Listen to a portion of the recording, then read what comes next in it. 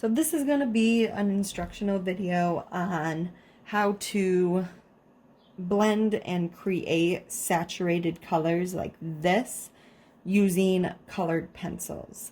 So a good starting point is to create a value scale similar to mine here, where you're creating your darkest value all the way up to your lightest value. And when you're blending colored pencils together, you're first starting by lightly coloring in with one color to create the value, and then adding in the other colors, pressing a little bit harder so it creates that saturated color as you go. But in order not to create it too dark, you have to kind of go back and forth and blend between colors, overlapping, and just playing around until you get the desired color that you want. So that would be a transition from a lighter green to a bit of a darker green. And instead of adding black, I added blue just so it wouldn't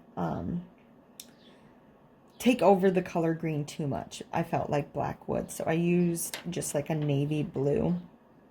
But as far as going into here and adding more value, it's that same concept of you starting with, so if this is going to be a light value within here, I need one more green,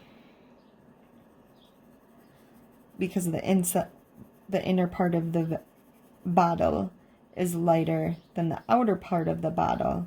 I'm going to start with a light green, just kind of lightly, and I'm working in small areas. Notice I'm not scribbling back and forth trying to fill in as big of an area as possible. I'm working in small areas to ensure that the colored pencil application is even and nice and neat. Then you're going to go in with your next color to kind of give it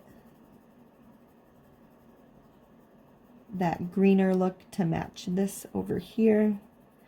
And I'm pressing a little bit harder, but not too much harder.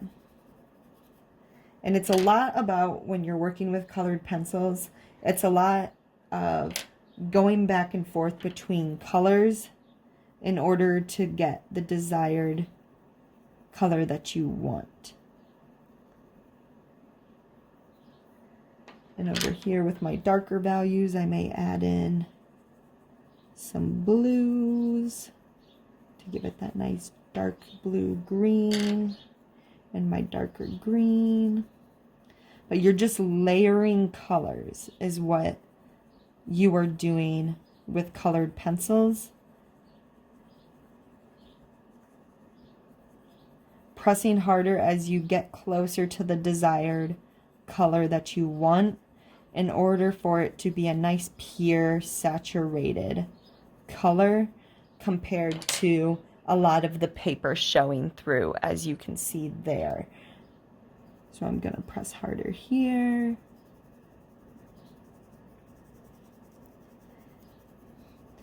And if you want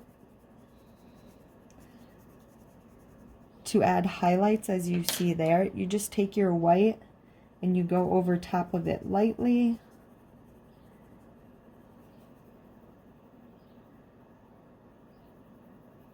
And then you're going to go back in with that green or whatever color you're choosing.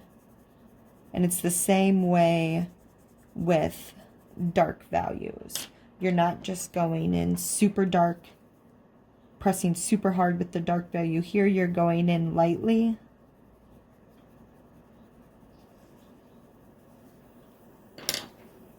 And then going over top of it with that base color. You can move in circles, you can go up and down, side to side, but the point is working in smaller areas in order for it to not look sloppy or messy, and in order for you to well blend those colors.